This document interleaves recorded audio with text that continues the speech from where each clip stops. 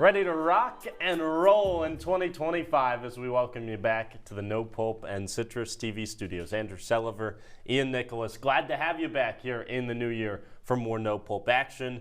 And Ian, I'm sure we'll do this plenty in the new year. As we get to conference basketball season, we got to talk about the SEC because they are the best of the bunch right now. Every time that the Southeastern Conference goes out for some hoops, you're going to have some headlining matchups. And this weekend, Rupp Arena played host to a top 10 showdown. Alabama gets the better of the home team, Kentucky Wildcats. Impressive performance from Nate Oates and company. Well, that's the first time that any team coming in the Rupp Arena this season could say that they took down Mark Pope and company. First loss for the first-year head coach at home. But this is an Alabama team that was ranked 4th in the country with one of the best players in the country in Mark Sears. And you saw that final score. It was an absolute scoring bonanza. And this guy is maybe the human definition of scoring bonanza. 25 points for Sears, but you also get 25 points from really a unicorn, a do-it-all player in Grant Nelson. He's not always the #1 option for this Alabama team. That's usually Sears, but with